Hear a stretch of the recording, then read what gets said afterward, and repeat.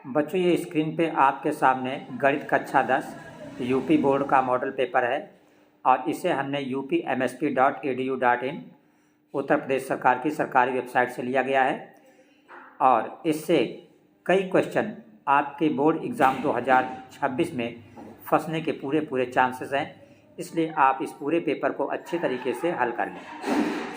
बिल्कुल same to same इसी तरह आपका पेपर आएगा यूपी बोर्ड 2026 का। लिखा है सत्र 2025-26 प्रतिदर्श प्रश्न पत्र कक्षा 10 विषय गणित, संकेतांक 822, पूर्णांक 70 अंक का आपका पेपर होता है गणित का। विषय कोड 9 to 8, समय 3 घंटा 15 मिनट। प्रारंभ के 15 मिनट परीक्षार्थियों को प्रश्न पत्र पढ़ने के लिए निर्धारित हैं। सामान्य निर्देश लिखे हैं। नंबर 1 पे लिखा है सभी प्रश्न अनिवार्य है। नंबर 2 पे लिखा है इस प्रश्न पत्र के 2 खंड हैं। नंबर 3 पे लिखा है 2 खंड कौन है, खंड आ और खंड बा। तो खंड आ में 20 अंक के 20 प्रश्न बहुविकल्पीय हैं जिनके उत्तर आपको OMR शीट पर देने हैं। नंबर 4 पे आपका लिखा है OMR पर उत्तर अंकित किए जाने के पश्चात उसे काटे नहीं तथा इरेजर व्हाइटनर आदि का प्रयोग न करें। नंबर 5 पे लिखा है दूसरे खंड बा में आपके 50 अंकों के वर्णनात्मक प्रश्न हैं, मतलब लिखने वाले। नंबर 6 पे लिखा है इस खंड में जो ये 5 प्रश्न हैं, पहला प्रश्न लघुत्तरी और दूसरा पहला अतिलघुत्तरी, दूसरा लघुत्तरी और तीसरा चौथा पांचवा दीर्घोत्तरी प्रश्न आपका होगा। इसका मतलब खंड बा में कुल 5 प्रश्न होंगे और खंड आ में 20 प्रश्न बहुविकल्पीय होंगे। 7वें नंबर पर लिखा है प्रत्येक प्रश्न के प्रारंभ में साफ साफ लिख दिया गया है कि उसके कितने खंड आपको करने हैं। प्रश्नों के अंक उनके सम्मुख अंकित हैं, मतलब प्रश्नों के अंक उनके सामने दिए गए हैं। प्रथम प्रश्न से आप आरंभ कीजिए और अंत तक करते जाइए। जो प्रश्न न आता हो उस पर समय आप अपना नष्ट न करें। आपका खंड आ है और खंड आ में कुल कितने प्रश्न होंगे, आपके 20 प्रश्न होंगे और हर प्रश्न 1 नंबर का होगा, मतलब ये 20 प्रश्न 20 अंक के, और इनको आपको भरना होगा OMR शीट पर। तो पहला क्वेश्चन आपका लिखा हुआ है निम्नलिखित में कौन सा सहअभाज्य संख्याओं का युग्म है। तो सहअभाज्य उसे कहते हैं जिसका महत्तम समापवर्तक कितना हो, सिर्फ 1 हो। तो हम एक एक को चेक कर लेंगे। जैसे पहला लिखा है 14, 35। तो अगर आप 14 का गुणनखंड करोगे तो 2 गुणित 7। अगला नंबर है 35। अगर आप 35 को गुणनखंड करोगे तो 5 गुणित 7। तो इसमें 7 कामन है, इसलिए इसका HCF का मतलब मासा बराबर हो गया 7। और सहअभाज्य किसे कहते हैं, जिसका मासा सिर्फ कितना हो, 1 हो। इसका मतलब ये वाला गलत है। अब हम इसको चेक करेंगे 18, 25 को। तो देखिए 18 का मतलब होता है 2, 3, 6, 18। और अगर आप 25 का गुणनखंड करेंगे तो 25 का मतलब 5 गुणित 5। अब देखिए इसमें और इसमें कुछ भी कॉमन नहीं है, तो जिसमें कुछ भी कॉमन नहीं होता है तो उसका मासा कितना होता है, 1। और जिसका मासा 1 होता है उसे कहा जाता है सहअभाज्य संख्या।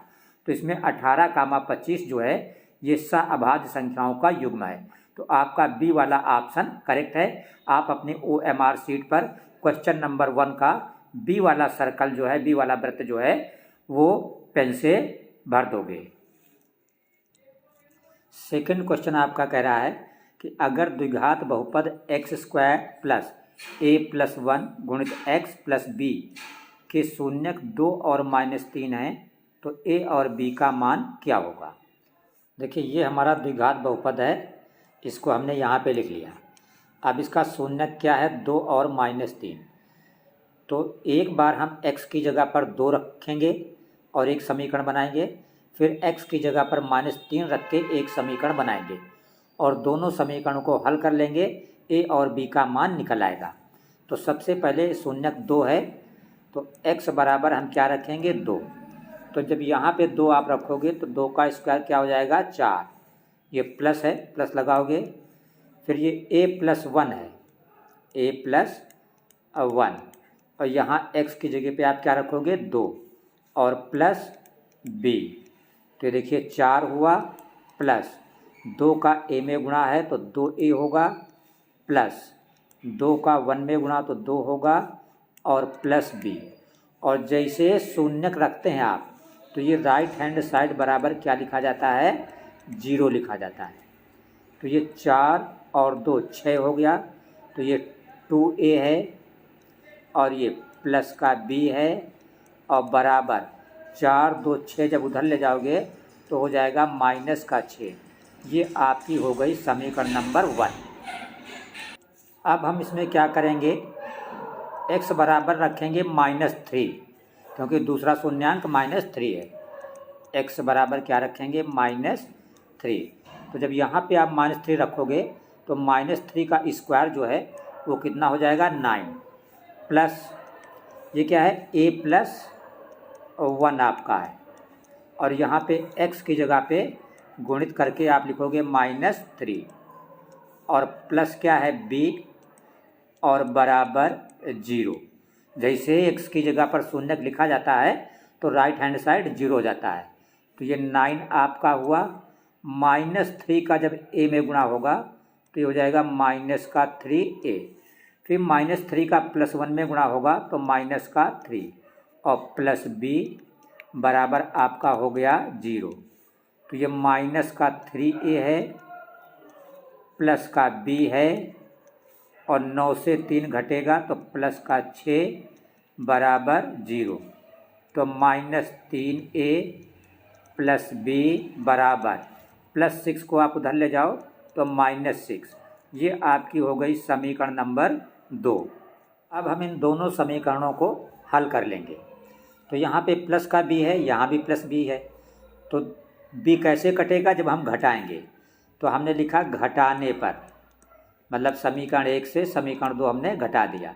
तो घटाने से नीचे वाली लाइन के चिन्ह बदल जाते हैं, तो जो माइनस है ये क्या हो जाएगा, प्लस हो जाएगा, और जो प्लस का b है वो माइनस का हो जाएगा, और जो माइनस का 6 है वो प्लस का 6 हो जाएगा। तो प्लस b माइनस b ये कैंसिल हो जाएगा, 2a प्लस का 3ab प्लस का हो गया, तो 3a और 2a मिलके हो गया आपका 5a। इधर ये -6 और ये 6 हो चुका है प्लस का, तो -6 + 6 का मतलब 0 हो गया। तो a बराबर आपका क्या हो गया, 0, और 5 जाएगा नीचे। तो a बराबर आपका 0 के नीचे कुछ भी हो उसका मतलब 0 ही होता है। तो a बराबर आपका आ गया 0। अब a का मान आप यहाँ पे पहली समीकरण में रख दीजिए। तो पहली समीकरण में है 2a, तो 2 गुणित a की जगह पर 0, और प्लस b की जगह पे b, बराबर की जगह पे बराबर, -6 की जगह पर -6। तो 2 का 0 में गुणा है 0 हो जाएगा, ये प्लस b बराबर -6। इसका मतलब b बराबर -6। तो आपका आंसर क्या हुआ, a बराबर 0 और b बराबर -6। तो हम देखेंगे किस ऑप्शन में a बराबर 0 और b बराबर -6 लिखा हुआ है। तो यहाँ पे देखिए आपका इस ऑप्शन में a बराबर 0 और b बराबर -6 ये d में लिखा हुआ है। इसका मतलब आपका d वाला ऑप्शन करेक्ट है। बाकी ये a, c, b ये सभी ऑप्शन इसके गलत हैं। तीसरा क्वेश्चन आपका लिखा हुआ है कि संख्या n² -1, कौन सी संख्या, n² -1, ये 8 से विभाज्य है, मतलब ये संख्या पूरी 8 से कट रही है। अगर इसको 8 से भाग कर दो तो ये पूरी कट जाएगी, ये इस बात का मतलब हुआ। तो n क्या है, पूर्णांक है, गलत। प्राकृत संख्या है, गलत। n कैसी है, विषम है, क्योंकि मान लो विषम में n बराबर 1 लेने से तो नहीं होगा, लेकिन अगर आप यहाँ पे n बराबर क्या ले लो, पहली विषम संख्या 1 के बाद क्या होती है 3, तो यहाँ पे 3 का स्क्वायर करोगे 9, 9 से 1 जाएगा 8, और 8 से 8 पूरा कट जाएगा। अगली विषम संख्या अगर आप 5 लो तो 5 का स्क्वायर 25, 25 से 1 घटाओगे तो क्या बचेगा 24, और 24 जो है 8 से पूरा कट जाएगा। तो इसका सी वाला ऑप्शन आपका करेक्ट है। पाँचवा क्वेश्चन है कि a1x + b1y + c1 बराबर 0 तथा a2x + b2y + c2 बराबर 0 का कोई हल नहीं होगा यदि। तो इस तरह जब भी दो समीकरण निकाय दिए हों तो और कहे कोई हल नहीं, तो कोई हल नहीं का कंडीशन होती है कि A1/A2 नॉट इक्वल B1/B2। ये कंडीशन होती है जब दो समीकरण निकायों के कोई हल नहीं होते। तो हमारा ये किस में लिखा है? सी वाले में। तो सी वाला ऑप्शन हमारा करेक्ट है। पांचवा क्वेश्चन है, लिखा है एक शून्येतर परिमेय संख्या। तो कोई भी परिमेय संख्या ले लो, मान लो हमने 2 ले लिया, और एक अपरिमेय मान लो √2 ले लिया। इनका गुणनफल, तो जब भी आप परिमेय और अपरिमेय का गुणा करोगे तो ये 2√2, और ये कैसी संख्या है? अपरिमेय। तो आप ध्यान रखिएगा, याद रखिएगा कि अगर एक संख्या परिमेय है और एक संख्या अपरिमेय है तो उनका योगफल भी हमेशा अपरिमेय होता है, घटाना भी हमेशा अपरिमेय होता है, गुणा भी हमेशा अपरिमेय होता है, और भाग भी हमेशा अपरिमेय होता है। तो जिसमें लिखा है सदैव अपरिमेय, तो ये वाला ऑप्शन आपका सही है। देखिए क्वेश्चन नंबर 6 आपका लिखा है कि द्विघात समीकरण है ax² + bx + c = 0 के बारे में निम्न कथनों पर विचार कीजिए एवं दिए गए विकल्पों में से सही उत्तर का चयन कीजिए। तो पहले में लिखा है समीकरण के दो भिन्न और वास्तविक मूल होते हैं। कब? अगर b² - 4ac बड़ा है 0 से। तो ये बात सही लिखी हुई है। जब भी b² - 4ac का मान 0 से बड़ा होता है तो मूल हमेशा अलग अलग मीन्स भिन्न भिन्न होते हैं और वास्तविक होते हैं। तो ये पहली बात सही लिखी है। दूसरे में लिखा है समीकरण के दो बराबर मूल होते हैं यदि b² - 4ac = 0। ये भी सही लिखा है कि अगर b² - 4ac = 0 आ रहा है किसी भी द्विघात समीकरण का तो उसके दोनों मूल बराबर होते हैं। तीसरे में लिखा है समीकरण का कोई वास्तविक मूल नहीं होता है, कोई वास्तविक मूल नहीं होता है अगर b² - 4ac छोटा है 0 से। तो ये भी बात सही लिखी है। चौथे में समीकरण के 2 से अधिक वास्तविक मूल होते हैं यदि b² - 4ac बड़ा है 0 से। तो ये बात गलत लिखी है। इसका मतलब इसमें पहला, दूसरा, तीसरा 3 बातें जो है वो सही लिखी हुई हैं। तो पहले में लिखा है केवल 1 और 2 सही है, तो सही तो है लेकिन तीसरा भी होना चाहिए था, इसलिए गलत है। बी में लिखा है केवल 2, 3 सही, ऐसी बात नहीं, 2, 3 सही है लेकिन पहला भी सही, इसमें पहला नहीं लिखा, इसलिए ये वाला गलत है। यहाँ सी में लिखा है केवल 3 और 4 सही है, तो ये भी बात गलत लिखी है। चौथे में डी में लिखा है केवल 1, 2 और 3 सही है, ये बात सही है। पहला कथन सही है, दूसरा सही है और तीसरा सही है। तो ये डी वाला ऑप्शन हमारा इसका करेक्ट होगा।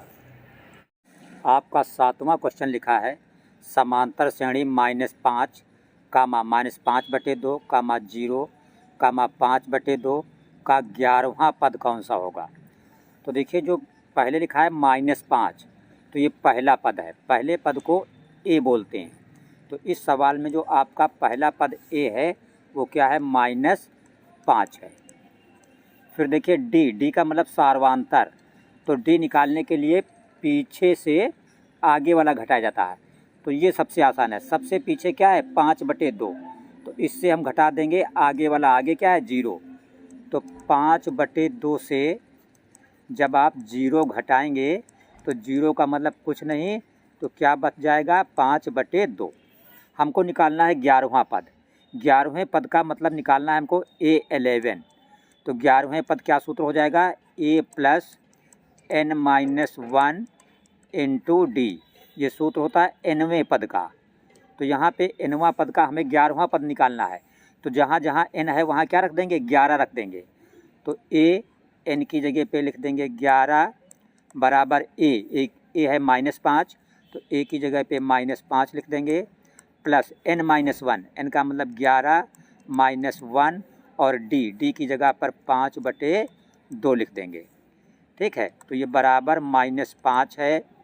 फिर ये प्लस लगाएंगे, 11 से 1 घटाओगे 10 बचेगा और बाहर 5/2 है, इसका मतलब गुणित 5/2। ये 2 से 10 में भाग कर दोगे तो कितना हो जाएगा 5। तो यहाँ ये -5 बचा और प्लस लगाया 5 और 5 का गुणा करोगे 25। अब आप देख रहे हो माइनस का 5 है प्लस का 25 है, एक माइनस एक प्लस तो घट जाएगा, तो 25 से जब 5 घटाओगे तो क्या बचेगा 20। इसका मतलब इस क्वेश्चन का जो 11वां पद है वो कितना है 20 है। तो यहाँ पे -20 है, ये गलत है। यहाँ बी में देखिए 20 लिखा हुआ है, तो आपका बी वाला ऑप्शन इसका करेक्ट है। आपका क्वेश्चन नंबर 8 लिखा है कि बिंदु -4, 0, 4, 0, 0, 3 निम्नलिखित के शीर्ष हैं। मतलब किस त्रिभुज के शीर्ष हैं? समकोण त्रिभुज के, कि समद्विबाहु त्रिभुज के, कि समबाहु त्रिभुज के, कि विषमबाहु त्रिभुज के। तो ये आपका निर्देशांक ज्यामिति का क्वेश्चन है। तो इसको आप कैसे करोगे? ये आप जानते हो निर्देशांक ज्यामिति में एक्स अक्ष होता है और ये आपका क्या होता है वाई अक्ष होता है। तो यहाँ पे आप बिंदु रखोगे, जैसे -4, 0 है तो 1, 2, 3, 4 ये आपका हो जाएगा -4, 0 और यहाँ पे आप कोई नाम लिख दोगे। ये मान लिया पॉइंट आपका क्या हो गया ए हो गया। दूसरा है 4, 0 तो 4, 0 किधर होगा? ये यहाँ पे होता है आपका मूल बिंदु ओ 4, 1, 2, 3, 4। तो इस बिंदु को आप कहोगे 4, 0 और इसको आप नाम दे दोगे बी। तीसरा बिंदु है 0, 3 तो ये x 0 है y पे 3 तो 1, 2, 3 इस बिंदु का नाम आप दोगे 0, 3 और इसको बोल दोगे C। ये आपका क्या है मूल बिंदु O। अब आप यहाँ पे A से C को मिला दो और B से C को मिला दो, तो त्रिभुज बन गया आपका ABC। अब यहाँ आप साफ साफ देख रहे हो कि जब आप ये AC भुजा निकालोगे तो AC जब निकालोगे तो देखिए A के निर्देशांक हैं 4, 0 -4, 0 और C के निर्देशांक हैं 0, 3। इसी तरह जब आप BC निकालोगे तो B के निर्देशांक हैं 4, 0 और C के हैं 0, 3। यहाँ भी 4, 0 यहाँ भी 4, 0 तो AC और BC आपकी बराबर आएंगी। क्वेश्चन नंबर 8 आपका लिखा हुआ है कि बिंदु -4, 0, 4, 0 और 0, 3 निम्नलिखित के शीर्ष हैं। मतलब किस त्रिभुज के शीर्ष हैं ये तीनों बिंदु? तो हमने यहाँ पे चित्र बना लिया। ये -4, 0 ये देखिए x अक्ष होता है, ये y अक्ष होता है। दोनों अक्ष जहाँ एक दूसरे को कट करते हैं उसको मूल बिंदु O कहते हैं। -4 किधर होगा? इधर। तो 1, 2, 3, 4 तो ये बिंदु हमारा हो गया -4, 0। फिर 4, 0 तो 4 किधर होगा? 1, 2, 3, 4 ये बिंदु हमारा हो जाएगा भी 4, 0। अगला है 0, 3 तो ये पॉइंट हमारा हो जाएगा 0, 3 1, 2, 3। अब यहाँ पे अगर हम AC निकालें तो देखिए A के निर्देशांक जो -4, 0 हैं ये आपके x1 और y1 हो जाएंगे और जो C के निर्देशांक 0, 3 हैं ये आपके x2 और y2 हो जाएंगे। तो जब आप AC निकालोगे तो AC का मतलब A और C के बीच की दूरी, तो आपका सूत्र क्या रहेगा? √x1 - x2 का whole square plus y1 - y2 का होल स्क्वायर तो बराबर √ अब x1 आपका -4 है तो -4 -x2 आपका क्या है 0 तो यहाँ पे 0 लिख देंगे और ये हो जाएगा होल स्क्वायर प्लस y1 आपका है 0 माइनस y2 आपका है 3 का होल स्क्वायर। तो यहाँ पे देखिए 0 का मतलब कुछ नहीं, 4 का स्क्वायर आपका कितना होता है 16। माइनस हो या प्लस, स्क्वायर हमेशा प्लस में ही होता है प्लस। इसी तरह यहाँ पे 0 का मतलब कुछ नहीं, 3 का स्क्वायर 9, 16 और 9 जोड़ोगे तो क्या हो जाएगा आपका 25 और 25 का वर्गमूल कितना होता है 5। इसका मतलब जो भुजा आपकी ये AC है ये AC बराबर कितनी निकल आई 5। अब इसी तरह अगर आप BC निकालें तो जब आप BC निकालेंगे तो फिर से आपका यही सूत्र लगेगा अब इसको आप x1 और y1 मान लो, x1 और y1 किसको, b को, और c जो है x2 y2 ही रहने दो। तो x1 माइनस x2 4 माइनस 0 का होल स्क्वायर हो जाएगा, प्लस y1 माइनस y2 यानी 0 माइनस 3 का होल स्क्वायर हो जाएगा। तो देखिए जो चीज़ यहाँ पे थी ये वाली वही चीज़ यहाँ पे है, तो सेम आंसर BC भी कितना निकलेगा, 5 ही निकलेगा। तो आपने देखा ये AC भी 5 निकले और BC भी 5 निकले। अब AC अगर आप निकालोगे भी तो इसमें 0,3 तो आ नहीं रहा AC में, सॉरी AB में, तो AB जो है 5 नहीं निकलेगी और कुछ भी निकले। तो दो भुजाएं बराबर निकल आईं, और जिस त्रिभुज की दो भुजाएं बराबर होती हैं उसे कहा जाता है समद्विबाहु त्रिभुज। इसका मतलब आपका बी वाला ऑप्शन जो है ये करेक्ट है। देखिए क्वेश्चन नंबर 9 लिखा है दो समान कोणिक त्रिभुजों में।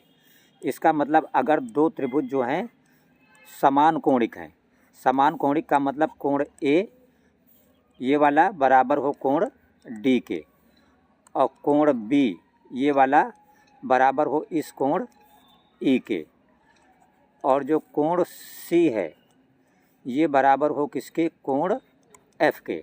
अगर ऐसा है तो इनकी भुजाओं में भी अनुपात सदैव कैसा रहता है, समान। ये कथन किसका है, पाइथागोरस का, थेल्स का, बोधायन का, हेरोन का।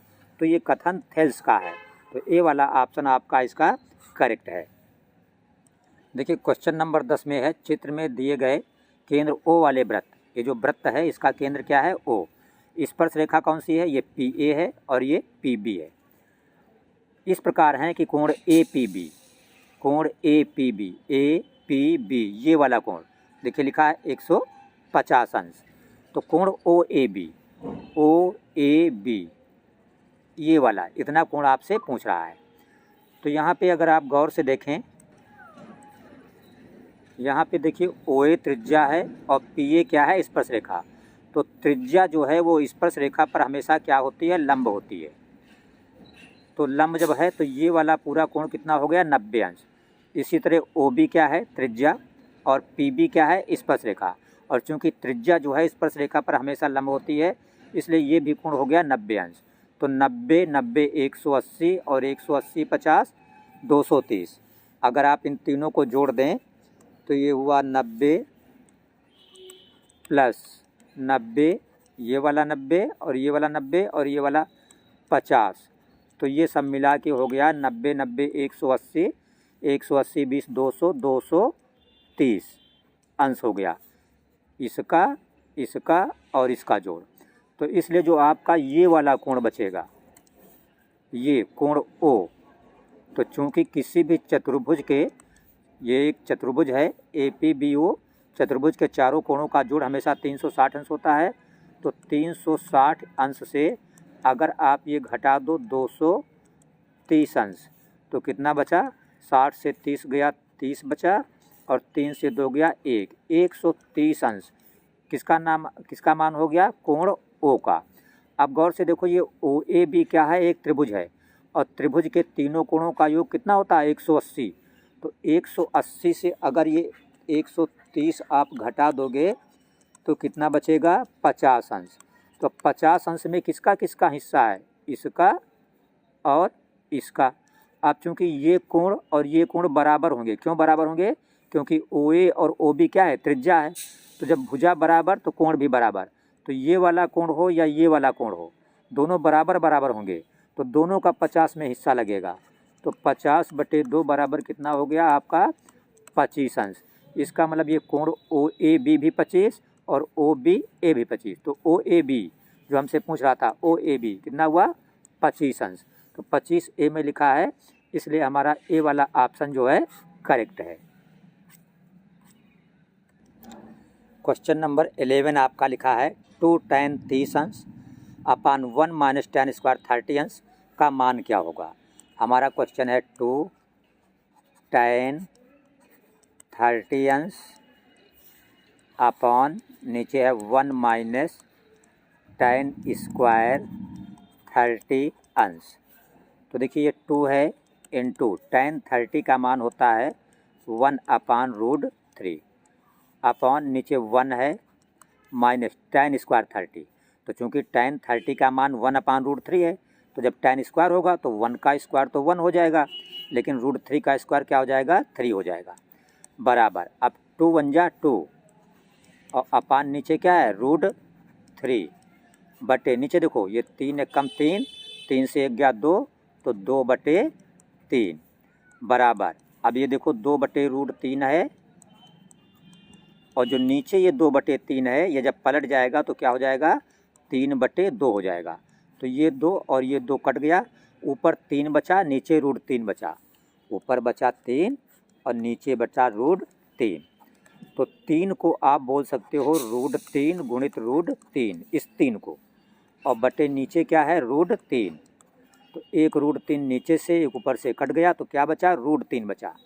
आपका क्या बचा, सिर्फ √3 बचा।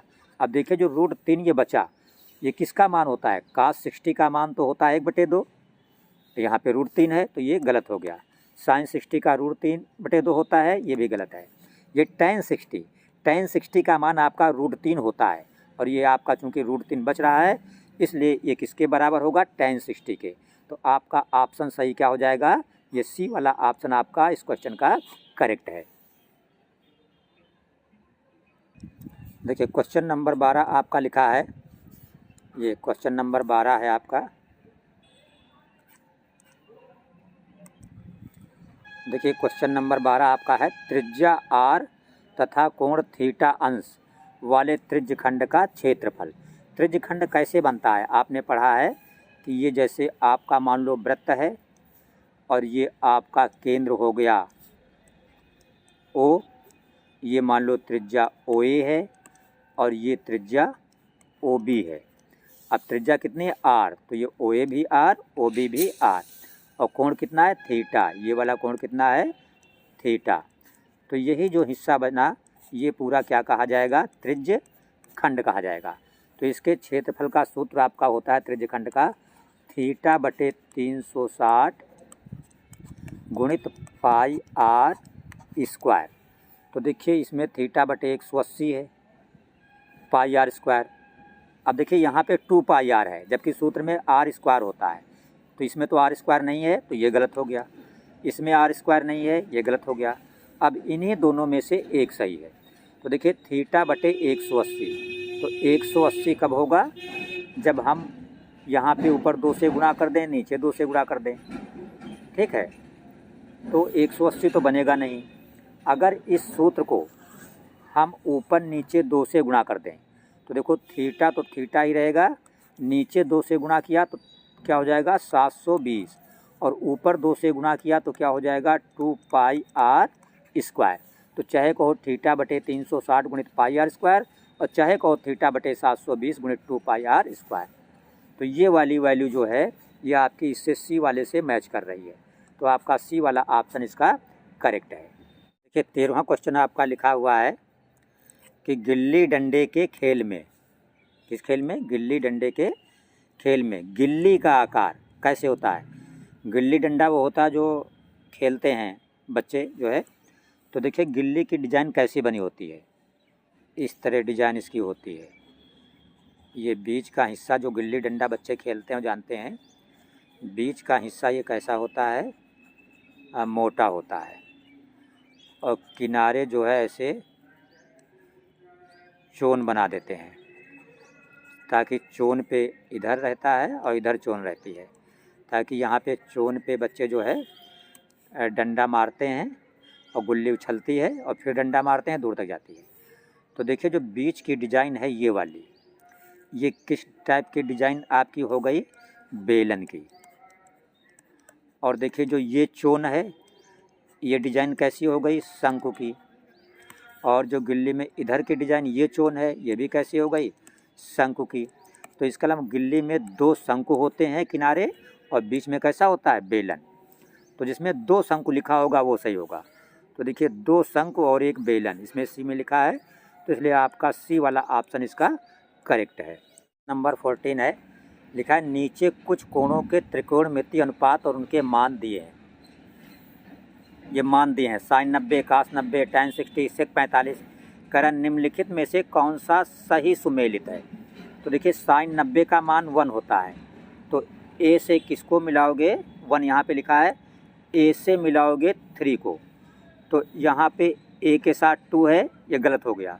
यहाँ पे ए के साथ 1 है, गलत हो गया। यहाँ पे ए के साथ 3 है, ये सही है। यहाँ पे ए के साथ 4 है, ये भी गलत हो गया। तो अगला देखने की आपको ज़रूरत ही नहीं पड़ी, क्योंकि हम जानते हैं साइन 90 का मान कितना होता है 1, और 1 लिखा है 1 2 3 नंबर पर, तो ए किससे मैच कर रहा है 3, तो ए 3 अगर 2 जगह लिखा होता तो हम आगे देखते। ए 3 सिर्फ यहीं लिखा है, किसी ऑप्शन में ए 3 लिखा ही नहीं, तो यही वाला सी वाला ऑप्शन आपका करेक्ट हो गया। क्वेश्चन नंबर 15 देखिए, लिखा है किसी समय एक खंभे की छाया खंभे की लंबाई की √3 गुनी है। जैसे मान लो आपका ये है खंभा, ए बी क्या है, खंभा है, और इसकी छाया मान लीजिए आप h मीटर है। अब कह रहा खंभे की जो छाया है, तो जैसे ये खंभा है तो छाया कहाँ बनेगी, नीचे बनेगी। तो अगर खंभे की ऊंचाई आपके ये h है, तो ये जो छाया होगी, छाया कितनी है, √3 गुनी, तो h का √3 गुना क्या हो गया, h√3। तो कह रहा उन्नयन कोण, उन्नयन कोण कौन सा होगा, जब आप इससे इसको मिलाएंगे तो ये कोण थीटा जो है उन्नयन कोण कहा जाएगा। यहाँ पे सी लिख दें। तो देखिए कोण के सामने जो भुजा होती है क्या होती है, लंब, और 90 अंश के सामने कर्ण, ये क्या है, आधार। तो आपको लंब पता है, आधार पता है। तो जब लंब और आधार पता होता है तो सूत्र कौन लगता है, टैन का। तो आप जानते हो टैन थीटा बराबर होता है लंब बटे आधार। तो टैन थीटा की जगह पे आप टैन थीटा लिखेंगे, बराबर लंब की जगह पे h, और बटे आधार की जगह पे h√3। तो आपका ये h कट गया, तो इधर से बचा आपका टैन थीटा, और h कट गया तो ऊपर से 1 और नीचे से सिर्फ बचा √3। तो टैन थीटा बराबर, अब जो 1/√3 है ये मान होता है किसका, टैन 30 अंश का। तो दोनों तरफ से टैन हटा दो तो थीटा बराबर कितना हो गया, 30 अंश। क्वेश्चन नंबर 16 आपका है 1 + tan theta + sec theta into 1 + cot theta - cosec theta का मान क्या होगा। तो देखिए ये 1 + tan थीटा + sec थीटा, तो 1 की जगह पे 1 प्लस tan थीटा की जगह पे आप लिख देंगे sin थीटा बटे cos थीटा, फिर प्लस sec थीटा, sec की जगह पे आप लिख देंगे 1 बटे cos थीटा। अब दूसरे ब्रैकेट में क्या है, 1 प्लस cot थीटा की जगह पे आप लिख देंगे cos थीटा बटे sin थीटा, फिर माइनस कॉसेक की जगह पे आप लिख देंगे 1 बटे sin थीटा। तो देखिए यहाँ भी cos है, यहाँ भी cos है, तो इसका लघुत्तम क्या हो जाएगा, cos थीटा। यहाँ पे 1 है तो 1 का cos थीटा में डायरेक्ट गुणा होगा, तो ये cos थीटा हो जाएगा, प्लस cos कट जाएगा, यहाँ पे sin थीटा बचेगा, प्लस ये cos कट जाएगा, यहाँ पे 1 बचेगा। इधर दूसरे ब्रैकेट में देखिए ये साइन है हर जगह, तो लघुत्तम आपका sin थीटा हो जाएगा, साइन का 1 में गुणा होगा, तो ये sin theta plus sine cut गया तो cos theta minus sine cut गया तो 1 बचा। अब यहाँ पे गौर से आप एक चीज़ देखिएगा कि देखिए ये भी साइन प्लस कास है, ये भी साइन प्लस कास है। तो अगर हम इसको a बोलें तो ये भी क्या हो गया, a। यहाँ देखिए +1, यहाँ -1। अगर इसको हम b बोलें तो ये भी क्या है, b। तो ये पूरा a हो गया और ये क्या हुआ, b हुआ। तो ये a + b और ये a - b।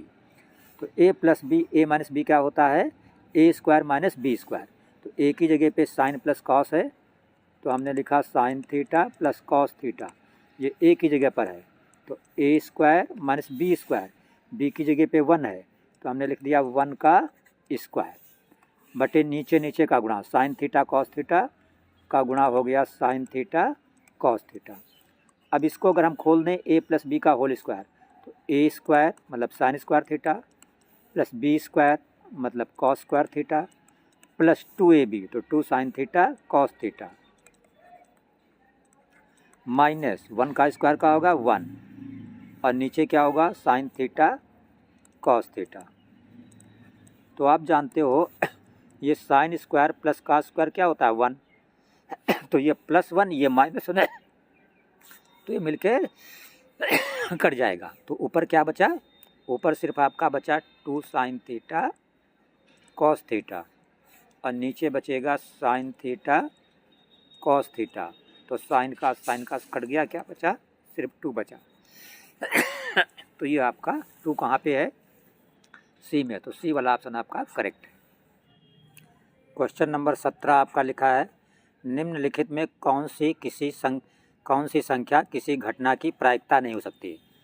तो आपको पता होना चाहिए कि जो प्रायिकता है ये कभी 1 से बड़ी नहीं होती है, 1 से बड़ी नहीं होती प्रायिकता कभी भी, ध्यान रखिएगा। और दूसरी कभी भी माइनस में नहीं होती, ये 2 बातें आप ध्यान रखिएगा। प्रायिकता कभी भी 1 से बड़ी नहीं होती है और कभी भी माइनस नहीं होती है। तो ये देखिए माइनस में लिखा है -1.5 और माइनस में प्रायिकता कभी भी नहीं होती है, तो इसलिए इसका बी वाला ऑप्शन आपका करेक्ट है। क्वेश्चन नंबर 18 आपका लिखा है कि संचयी बारंबारता सारणी की रचना करना निम्नलिखित में उपयोगी होता है। तो पहले नंबर पे लिखा है माध्य, तो जिसको आप माध्य बोलते हो इसी को समांतर माध्य भी कहा जाता है। तो माध्य या समांतर माध्य एक ही चीज़ होती है और इसको निकालने में संचयी बारंबारता बनाने की ज़रूरत नहीं होती है, इसलिए ये आपका ऑप्शन गलत है। बी में लिखा है माध्यक, जिसे आप माध्यक कहते हो इसे मध्यिका भी कहा जाता है और मध्यिका निकालने में संचयी बारंबारता की ज़रूरत पड़ती है, इसलिए बी वाला ऑप्शन आपका करेक्ट है। क्वेश्चन नंबर 19 आपका है 2, 3, 7, 2, 7, 5, 3, 7 का बहुलक क्या होगा। तो बहुलक वो संख्या होती है जो सबसे ज़्यादा बार आती है। तो हमने यहाँ पे चारों नंबर नोट कर लिए। अब सबसे पहले 2 देखिए कितनी बार है, 1, 2, 2 जो है ये सिर्फ 2 बार है। 3 देखिए 1, 2, 3 भी कितनी बार है, 2 बार है। अब 7 को देखिएगा 1, 2, 3, 7 जो है ये 3 बार है और 5 जो है सिर्फ 1 बार है। तो सबसे ज़्यादा बार क्या है 7, क्योंकि 7 3 बार है, तो इस सवाल का बहुलक 7 हो जाएगा। 7 कहाँ है, डी में, तो डी वाला ऑप्शन आपका करेक्ट है। क्वेश्चन नंबर 20 हमारा है लिखा है किसी बंटन का माध्य 16, माध्य का मतलब समांतर माध्य, और बहुलक 13, तो बंटन की मध्यिका कितनी होगी। ठीक है, मध्यिका को क्या कहा जाता है, माध्यक, चाहे आप मध्यिका कहिए और चाहे कहिए माध्यक, एक ही मतलब होता है दोनों बातों का, माध्यिका को ही माध्यक कहा जाता है। तो उसके लिए ये आपको सूत्र याद होना चाहिए कि बहुलक बराबर 3 इंटू का गुणा माध्यक -2 गुणा माध्य। हमें क्या निकालना है, मध्यिका मतलब माध्यक निकालना है, ये निकालना है। तो हम मान रख देंगे बहुलक हमारा कितना है 13, तो यहाँ बहुलक की जगह पे हम लिख देंगे 13, बराबर की जगह पे बराबर 3 गुणित माध्यक, ये माध्यक हमको निकालना है मतलब मध्यिका, फिर -2 गुणित माध्य, तो माध्य कितना दिया है 16, तो माध्य की जगह पे लिख देंगे 16। तो इधर देखिए ये आपका 13 है, 16 का 2 में गुणा करोगे -32 हो जाएगा। -32 को अगर आप इधर लाओगे राइट से लेफ्ट में, तो ये -32 जब इधर आएगा तो क्या हो जाएगा, प्लस का 32 हो जाएगा। तो इधर क्या बचेगा, सिर्फ 3 बचेगा और गुणित क्या है साथ में, माध्यक लिखा हुआ है। ठीक है, -32 उधर चला गया, +32।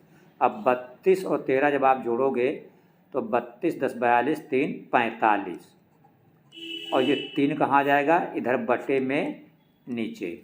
जब 3 नीचे आ गया तो इधर क्या बचा आपका, सिर्फ माध्यक बचा, यही हमको निकालना था। तो 3 से 45 में भाग करोगे तो कितना आएगा, 15 आएगा। 45 को 3 से भाग करोगे 15 बराबर माध्यक, यानी हमारा माध्यक कितना हो गया, 15। तो ए में 13 है, गलत है। बी में 15 लिखा है, तो बी वाला ऑप्शन आपका सही है। ये अगला खंड आपका खंड बा है। खंड आ में आपने 20 बहुविकल्पीय प्रश्न देखे जिन्हें आपने हल किया और उनको आप OMR शीट पर भरेंगे। खंड बी में जो पहला प्रश्न है इसमें 6 खंड होते हैं, का, खा, गा, घा, अंगा और ये चा। ये 6 क्वेश्चन आपको करने होते हैं और सभी क्वेश्चन 2-2 नंबर के होते हैं, यानी पहले क्वेश्चन से आपको कितने मिलते हैं, 12 अंक। तो प्रश्न नंबर 1 का खंड जो है, सबसे पहले लिखा है कि दर्शाइए कि 3√2 एक अपरिमेय है। आपको बताना है, दिखाओ या सिद्ध करो कि 3√2 जो है ये अपरिमेय है। तो हम इसमें क्या करेंगे, वो कह रहा दिखाओ अपरिमेय है, हम उल्टा काम करेंगे, हम इसको परिमेय मान लेंगे। तो हम लिखेंगे कि माना 3√2 जो है वो क्या है, हमारा परिमेय है। और जैसे ही हमने इसको परिमेय माना तो हम क्या करेंगे, इस संख्या को P/Q के बराबर लिख देंगे, क्योंकि परिमेय किसको कहते हैं, P/Q को। ठीक है। अब यहाँ पे हम क्या करेंगे, √2 यहीं पे रोक लेंगे बराबर P, और 3 यहाँ से हटा देंगे तो कहाँ जाएगा, बटे में। 3 किसके साथ जाएगा, Q के साथ। तो Q की जगह पे जब 3 यहाँ पहुँचेगा तो हो जाएगा 3Q। अब आप देखें ये हमारा क्या है, परिमेय है। अब बीच में लिखा है बराबर, तो ये भी क्या होना चाहिए, परिमेय होना चाहिए। तो हम लिखेंगे कि चूँकि P/3Q परिमेय है, इसलिए √2 भी परिमेय होना चाहिए। ठीक है, लेकिन ये क्या है, परिमेय तो नहीं, यह अपरिमेय है। तो हम लिखेंगे परंतु √2 क्या है, अपरिमेय है।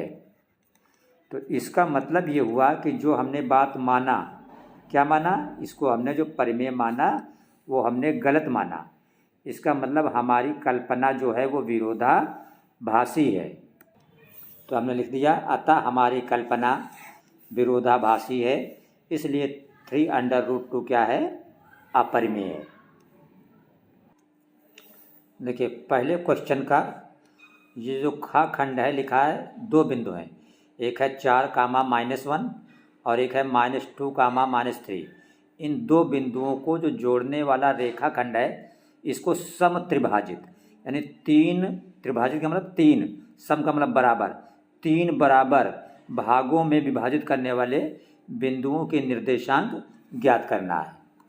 तो यहाँ पे देखिए हमने क्वेश्चन लिखा, ये बिंदु ए मान लिया 4, -1 और दूसरा बिंदु बी मान लिया -2, -3। इन बिंदुओं को 3 बराबर भागों में विभाजित करना है जो इससे रेखाखंड बन रहा। तो यहाँ पे हमने रख दिया L, यहाँ पे हमने रख दिया K। अब देखो 3 भाग हो गए, एक भाग आपका ये हुआ, एक भाग आपका ये हुआ और एक भाग आपका ये हुआ, ये तीनों बराबर है। तो जब हम इस बिंदु के निर्देशांक निकालेंगे L के, तो मान लिया हमने L के निर्देशांक H, K।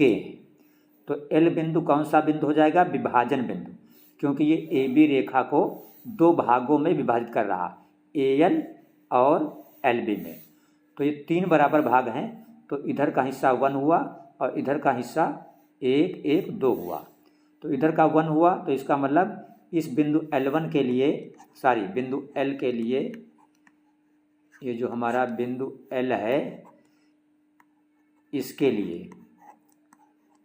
इसके लिए जो हमारा m1 होगा, तो इधर का हिस्सा 1 है तो m1 बराबर 1, और इसको हम m2 पूरा माने तो m2 बराबर इधर का हिस्सा 1 1 2, तो m2 बराबर 2 हो गया। तो h जब हम निकालेंगे तो h का सूत्र होता है m1x2 प्लस m2x1 बटे m1 प्लस m2। तो मान रख देंगे m1 की जगह पे 1 गुणित x2, ये x1 y1 हो जाएगा और ये x2 y2 हो जाएगा। तो x2 कितना है -2, तो x2 की जगह पर -2 प्लस m2 कितना है 2 गुणित x1 की जगह पर 4 बटे m1 प्लस m2, तो 1 प्लस 2, तो बराबर 2 1 कम 2 माइनस है तो माइनस का 2 प्लस ये वाला 4 दूना 8 और बटे नीचे 2 1 3, 8 से 2 घटेगा तो 6 बचेगा और नीचे 3 से 6 में भाग करोगे तो 2, तो आपका h बराबर कितना निकल आया 2 निकल आया। तो k निकालेंगे, k निकालने का सूत्र m1y2 प्लस m2y1 बटे m1 प्लस m2। m1 की जगह पे 1 रख दिया, m2 की जगह 2 रख दिया और y2 हमारा -3 है तो जहाँ y2 है वहाँ -3 रख दिया, y1 हमारा -1 है जहाँ पे y1 है -1 रख दिया। 3 1 कम 3 -3 हुआ, 2 1 कम 2 प्लस माइनस का गुणा माइनस, नीचे 2 1 3, -3 -2 जोड़ोगे -5 हो जाएगा, नीचे 3। तो बिंदु L के निर्देशांक हमारे निकल आए 2, -5। ये आपका एक आंसर हो गया। अब हम निकालेंगे बिंदु K के निर्देशांक। तो जब K के निर्देशांक निकालेंगे तो इधर देखिए 1 1 2, यानी अब m1 बराबर 2 हो जाएगा। किसके लिए? K के लिए। तो ये जो बिंदु K है इसके लिए, क्योंकि इधर 1 1 2 हिस्सा है तो m1 बराबर 2 हो गया, इधर एक हिस्सा बचता है तो m2 बराबर 1 हो गया। इसके निर्देशांक आप मान लीजिए h1, k1। तो जिस तरह हमने h, k निकाला, ठीक उसी तरह सूत्र लगा के हम h1, k1 निकालेंगे। x1 y1 x2 y2 same रहेगा। तो सबसे पहले हम h1 का सूत्र लिखेंगे, तो हमारा h1 बराबर हो जाएगा, तो h1 का हमने यहाँ पे सूत्र लिख दिया, ये मान रख दिया। m1 की जगह पे 2 रखना है, m2 की जगह पे 1, x1 x2 सेम रहेंगे, x1 x2 y1 y2। तो h1 निकाल लिया तो कितना आ गया 0। अब इसी तरह हम k1 का सूत्र लिखेंगे। k1 का सूत्र लिखेंगे m1 y2 plus m2 y1 बटे m1 प्लस m2। m1 की जगह पे 2 रख देंगे, y2 आपका -3 है, -3 रख दिया, फिर ये प्लस है प्लस लगा दिया, m2 y1, m2 की जगह पे 1 गुणित y1 की जगह पे -1, नीचे m1 प्लस m2 यानी 2 प्लस 1 नीचे लिख दिया।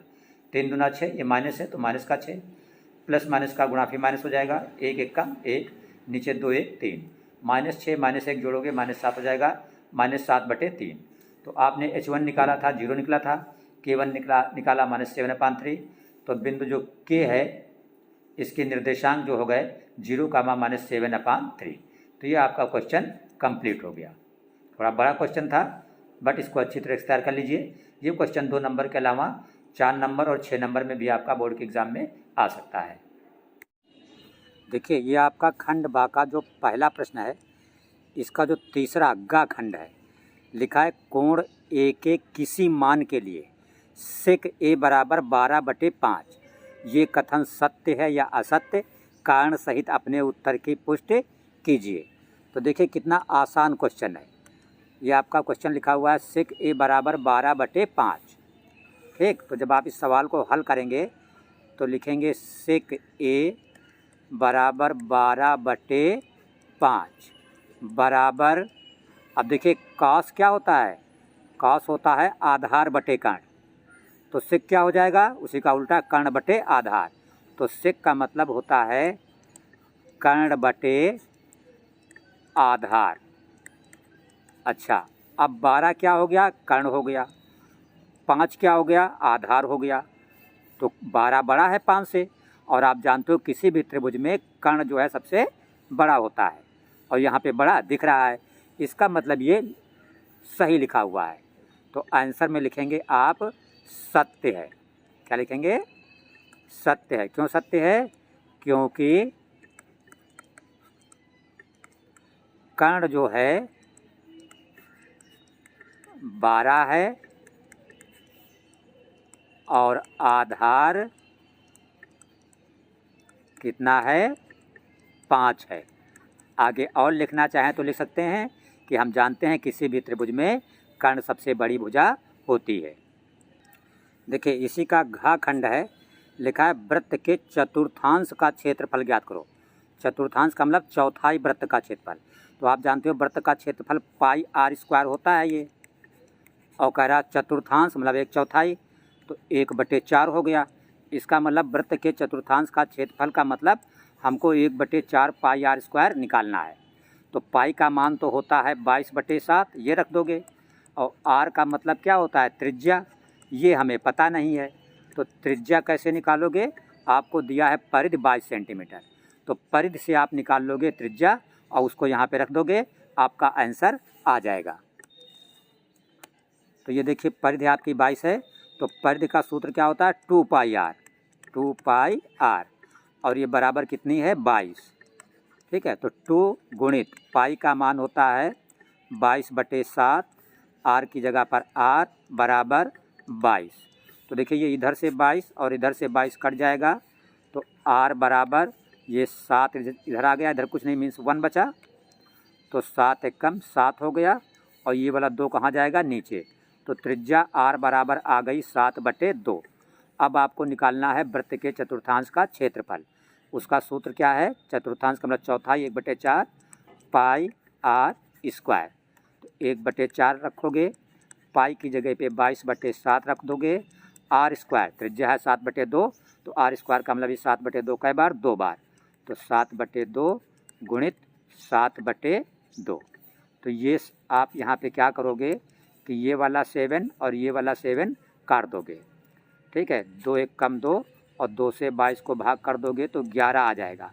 अब 11 और ये 7 का गुणा ऊपर हो जाएगा 77, नीचे 4 और 2 का गुणा 4 दूना 8। अब चूँकि क्षेत्रफल है तो आप लिखोगे साथ में वर्ग, और आगे लिख दोगे सेंटीमीटर। तो ये आपका क्या हो गया? आंसर हो गया इस क्वेश्चन का।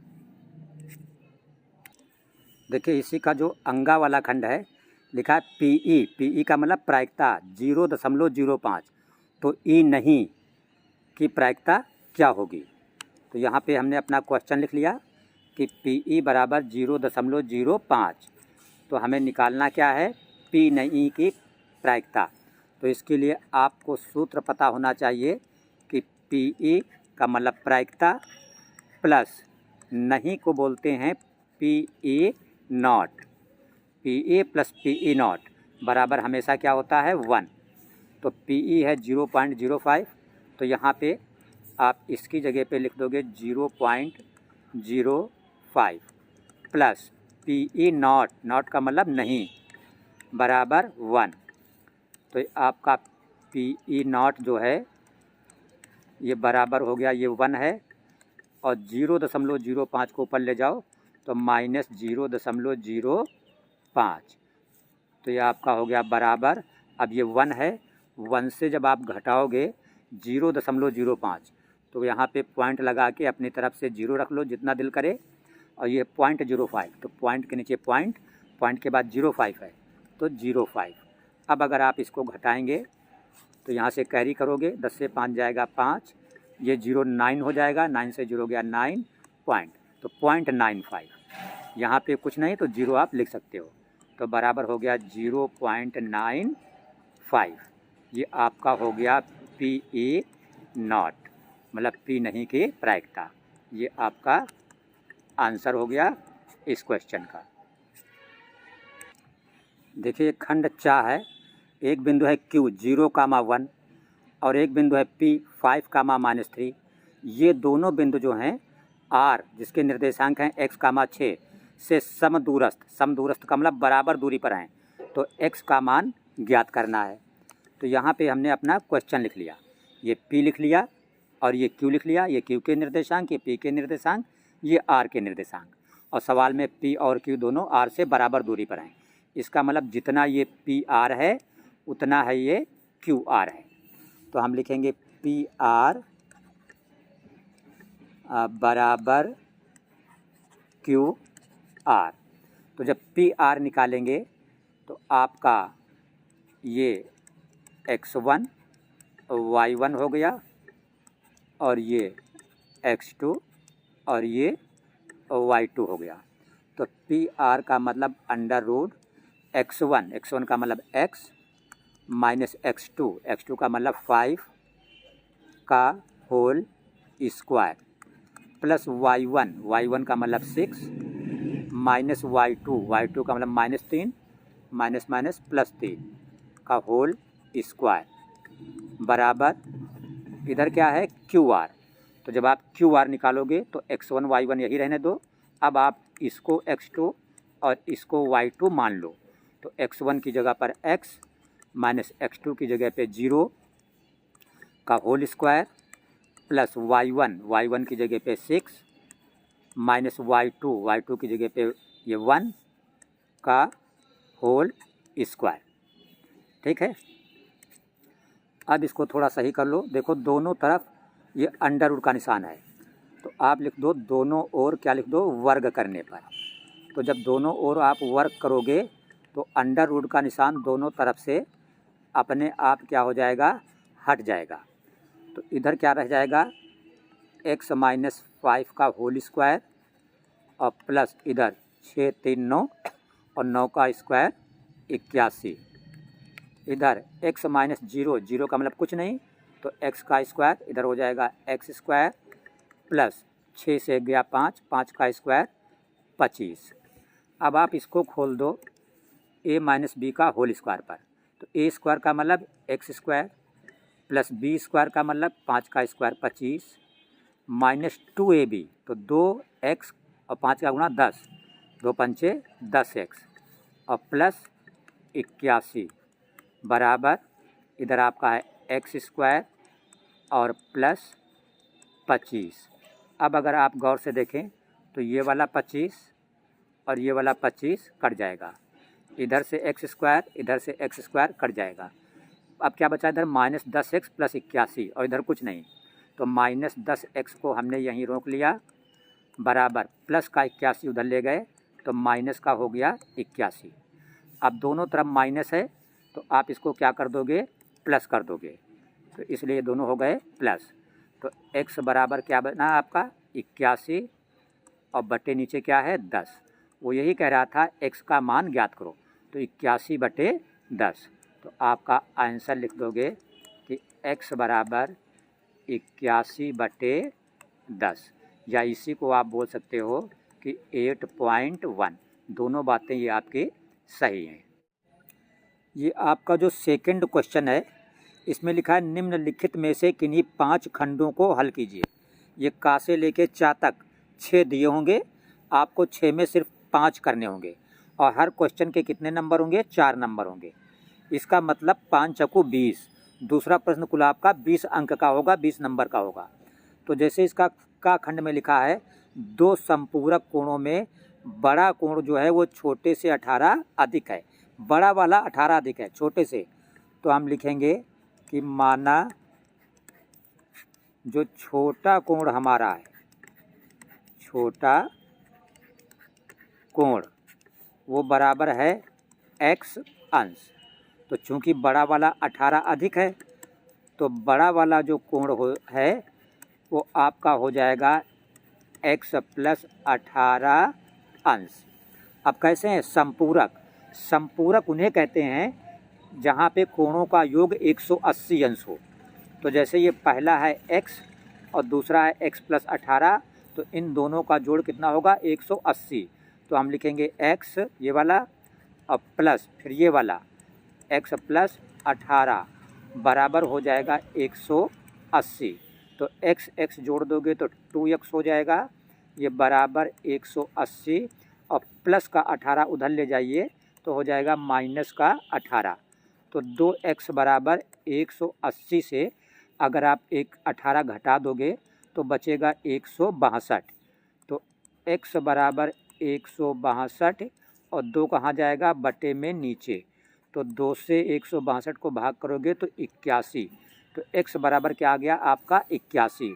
तो आप आंसर लिखोगे, पूछ रहा था उन्हें ज्ञात कीजिए, कोणों को ज्ञात कीजिए, तो आंसर आप लिखोगे कोण बराबर x 81 आया, तो पहला 81 हो गया, 81 अंश कामा, दूसरा 18 ज़्यादा है, तो 81 में जब आप 18 जोड़ दोगे तो 8 1 9 और 8 1 9, दूसरा हो जाएगा 99 अंश।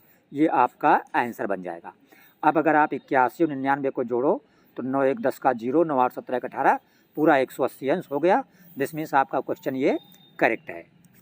सेकंड का आपका खा वाला खंड है, लिखा है समलंब चतुर्भुज ABCD। तो समलंब चतुर्भुज किसको कहते हैं, जिसकी दो भुजाएं समांतर हों।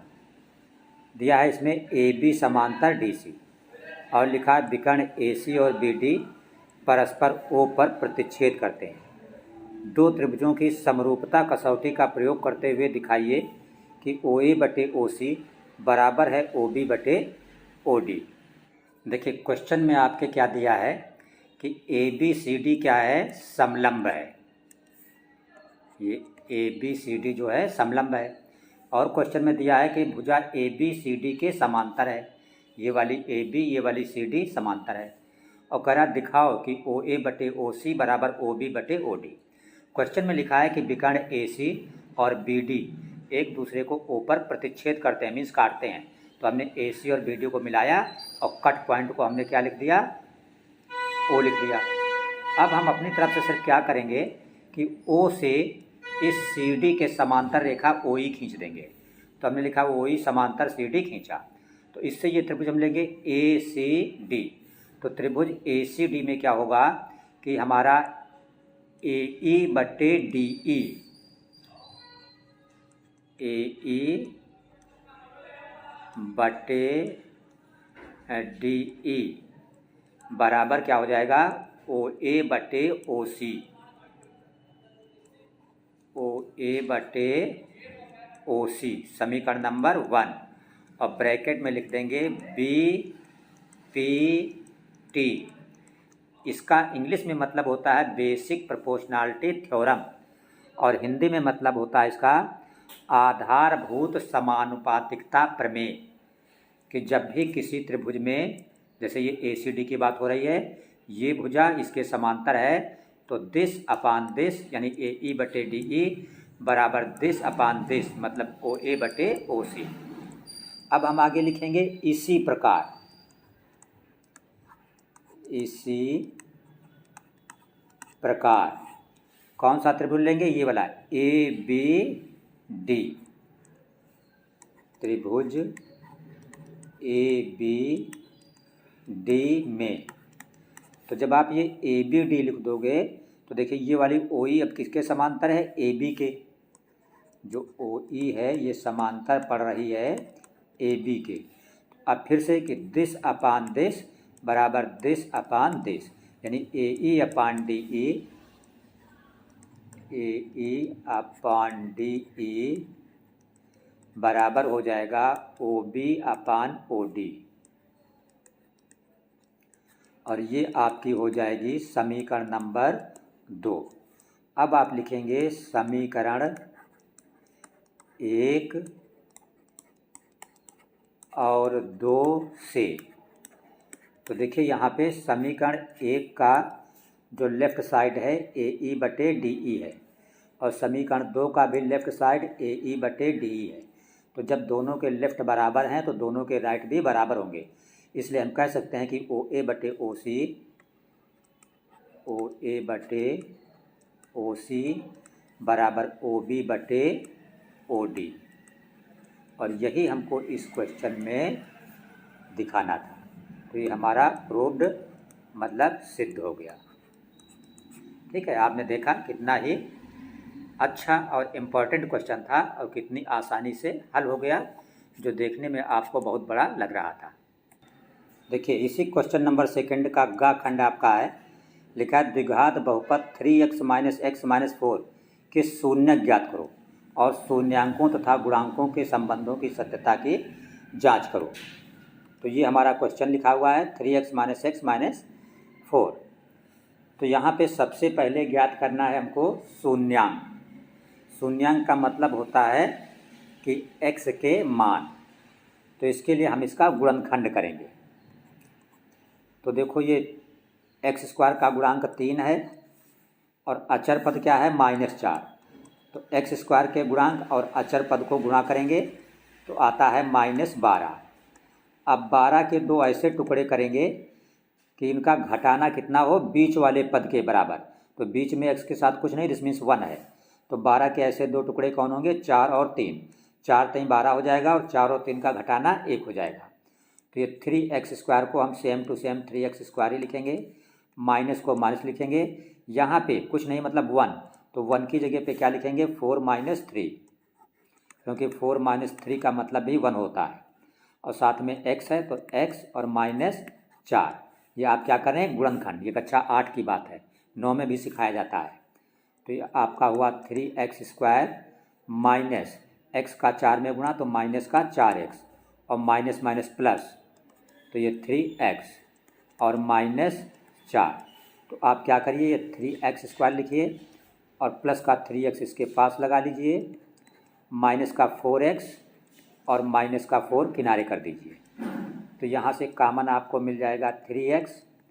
कामन का मतलब होता है भाग करना, तो x² की जगह पे x बचेगा, प्लस 3x से 3x को भाग करोगे 1 बचेगा, माइनस है माइनस लगा दो। 4x और 4 में कामन सिर्फ 4 है, तो यहाँ पे बचेगा x। और जब भी ब्रैकेट के बाहर माइनस होता है तो अंदर का चिन्ह बदल जाता है, तो ये माइनस क्या हो जाएगा, प्लस हो जाएगा। 4 से 4 में भाग करोगे 1 हो जाएगा। अब x + 1 यहाँ भी, x + 1 यहाँ भी, तो आपका हो गया x + 1 कामन। तो यहाँ से क्या बचा 3x और यहाँ से बचा -4। ठीक है। अब आप क्या करेंगे, अब आप लिखेंगे शून्यक के लिए, क्योंकि हमको शून्यक ज्ञात करना है। तो हम लिखेंगे शून्यक के लिए। तो क्या करते हैं शून्यक के लिए, एक बार इस ब्रैकेट को 0 के बराबर, एक बार इस ब्रैकेट को 0 के बराबर। तो एक बार लिखेंगे x + 1 = 0। तो x बराबर, जब ये +1 उधर जाएगा क्या हो जाएगा -1। तो एक शून्यक आपका ये निकला x बराबर -1। फिर आप इसको 0 के बराबर लिखोगे 3x - 4। आप लिखोगे जब 3x - 4 = 0, तो 3x बराबर -4 को उधर ले जाओ तो प्लस का 4, तो x बराबर 4/3। ये x की आपकी दूसरी वैल्यू आ गई। तो आपका पहला आंसर बना, आप आंसर लिखोगे कि शून्यक बराबर -1, 4/3। ये आपके दो शून्यक आ गए, पहला आंसर निकल आया। तो शून्यांकों और गुणांकों के बीच संबंधों की सत्यता की जांच करने के लिए सिर्फ 2 सूत्र लिखे जाते हैं। पहला सूत्र लिखा जाता है कि शून्यांकों का योग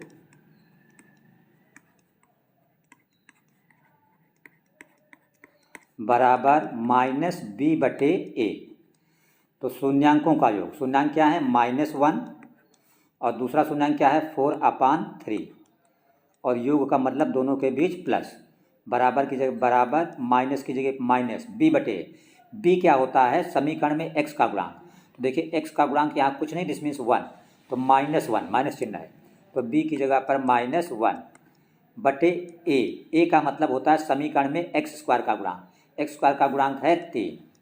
तो आप इधर तिरछा गुणा करोगे, 3 × 3 माइनस का 3 प्लस का 4, माइनस का 3 प्लस का 4, और बटे नीचे क्या रहेगा 3 रहेगा, बराबर इधर देखो माइनस माइनस प्लस 1 और नीचे क्या है 3। तो 4 से 3 घटेगा तो क्या बचेगा 1/3। तो इधर हो जाएगा 1/3, 4 से 3 क्या 1, और इधर भी बराबर क्या है 1/3। ये आपका पहला हो गया। फिर एक ही लिखते हैं सूत्र, शून्यांकों का योग, और दूसरा लिखा जाता है शून्यांकों का गुणनफल। शून्यांकों का गुणन फल, ये सूत्र होता है बराबर C/A। तो शून्यांक क्या है, एक है -1, दूसरा क्या है 4/3, और गुणनफल का मतलब बीच में गुणा का निशान, बराबर की जगह पे बराबर आप लगाइए। C का मतलब अचर पद, अचर पद क्या है -4, तो C की जगह पे -4/A। ए आपका क्या है 3, ए का मतलब x² का गुणांक, तो देखिए 4 × 1 = 4, इधर -4 और /3, इधर भी -4/3। तो ये दोनों सूत्रों से शून्यांकों का योग और शून्यांकों के गुणनफल से लेफ्ट बराबर क्या आना चाहिए, राइट। इसी को कहते हैं शून्यांकों और गुणांकों के बीच संबंधों की सत्यता की जांच। देखिए इसी क्वेश्चन का घ खंड लिखा है, सिद्ध कीजिए स्पर्श बिंदु से स्पर्श रेखा पर खींचा गया लंब जो है वृत्त के केंद्र से होकर जाता है। ये हमने चित्र बना दिया है आपका, ये PX स्पर्श रेखा है क्योंकि वृत्त को P बिंदु पर स्पर्श कर रही है। ये वृत्त का क्या है, केंद्र है। तो P से अगर हम इस केंद्र को मिला दें तो स्पर्श रेखा के स्पर्श बिंदु से जो रेखा केंद्र से होकर जाती है उसे लंब कहा जाता है, और वो कोण होता है आपका हमेशा 90 अंश। अब वो कह रहा है सिद्ध कीजिए, क्या कह रहा है, सिद्ध कीजिए कि स्पर्श बिंदु से खींचा गया जो लंब है वृत्त के केंद्र से ही होकर जाता है। हमने थोड़ी देर के लिए मान लिया कि केंद्र से नहीं होकर जाता है बल्कि किसी और जगह से होकर जाता है। मान लो हमने दिखा दिया ये ऐसे जा रहा है और इसका नाम दे दिया हमने y, ठीक है। तो अगर हम थोड़ी देर को ये मान लें कि माना स्पर्श बिंदु P से खींचा गया लंब O से न होकर कहाँ से जा रहा है, y से होकर जा रहा है। तो जब लंब y से होकर जा रहा है तो इसका मतलब ये वाला, क्योंकि ये लंब है माना जा रहा है, तो ये वाला कोण क्या हो जाएगा, 90 अंश हो जाएगा, और इस कोण का नाम क्या होगा, XPY। तो इसलिए कोण XPY बराबर क्या हो गया, 90 अंश। परंतु हमें क्या पता है, हमें पता है कि XPO ये वाला जो कोण है ये बराबर 90 अंश होता है। तो ये दोनों बातें तो सही नहीं है, क्योंकि देखने से ये छोटा लग रहा है, ये बड़ा लग रहा है।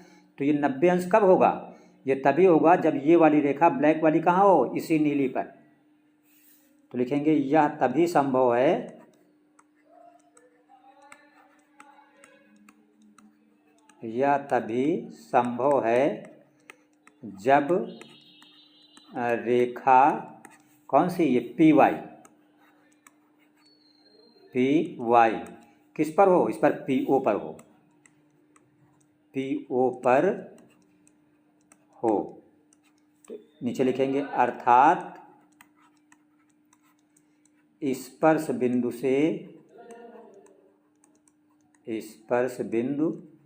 से खींची गई लंब या खींचा गया लंब कहाँ जाता है, केंद्र से होकर ही जाता है, केंद्र से होकर जाता है। बस ये क्वेश्चन आपका कंप्लीट हो गया।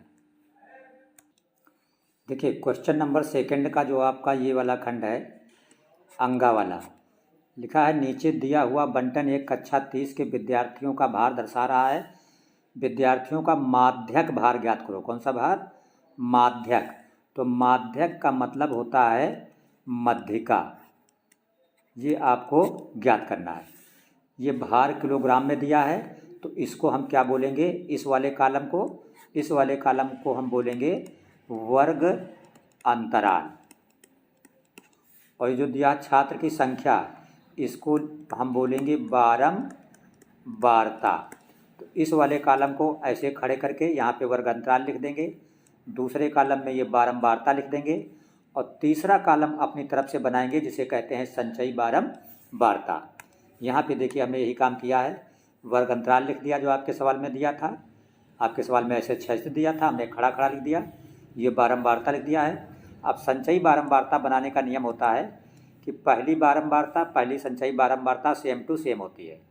फिर जोड़ के बनाते हैं, 2 में 3 जोड़ेंगे 5, 5 में 8 जोड़ेंगे 13, 13 में 6 जोड़ेंगे 19, 19 में 6 जोड़ेंगे 25 और 25 में 3 जोड़ेंगे 28, 28 और 28 में 2 जोड़ेंगे 30।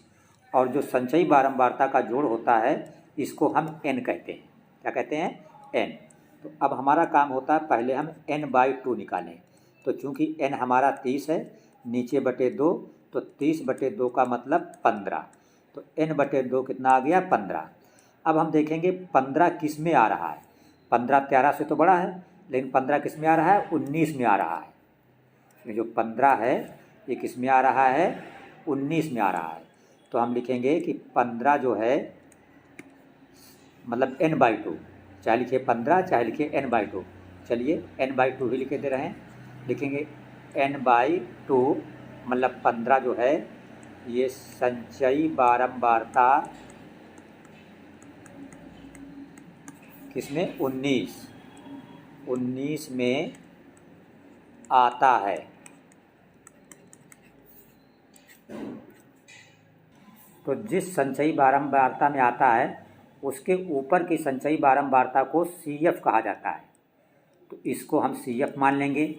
और जिस संचयी बारंबारता में आता है उसके सामने की बारंबारता को हम F मान लेते हैं। तो 6 क्या हो गया? हमारा F हो गया। और जिस संचयी बारंबारता के सामने आता है उसके सामने के वर्ग को ये मध्य का वर्ग मान लिया जाता है। तो ये निम्न सीमा, ये उच्च सीमा। तो 55 से 60 आपका मध्य का वर्ग हो गया। तो ये आपका जो निम्न सीमा है ये क्या हो जाता है? L हो जाता है।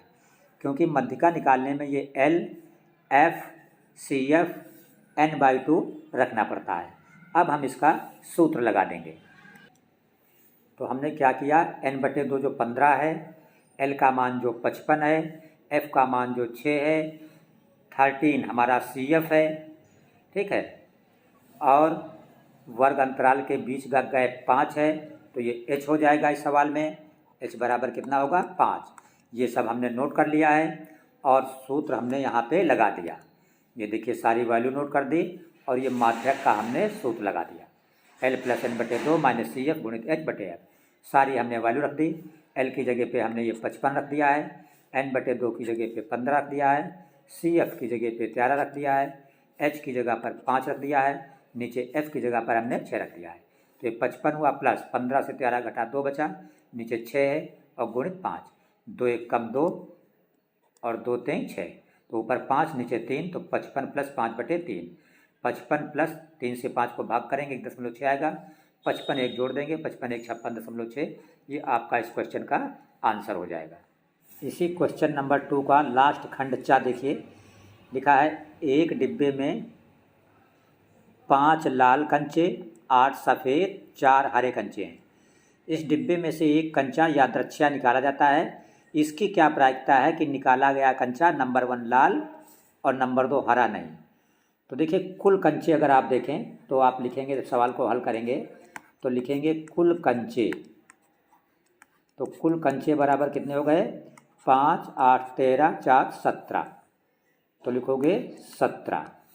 अब प्रायिकता किसकी निकालनी है? लाल की। तो ऐसे लिखोगे PE का मतलब प्रायिकता। किसकी प्रायिकता? लाल की, लाल कंचे की। तो लाल कंचा कब होगा? जब आप लाल वाले से निकालेंगे। तो लाल वाले कितने हैं? 5। इन्हीं में से जब आप कंचा निकालेंगे तभी तो लाल होगा। तो ऊपर लिखेंगे 5 और नीचे लिखा जाता है कुल कंचे। कुल कंचे कितने हैं? 17। तो ये हो गया 5/17। ये आपका आंसर हो गया इसका पहले का, लाल कंचे की प्रायिकता। फिर कह रहा है हरा नहीं, इसकी प्रायिकता।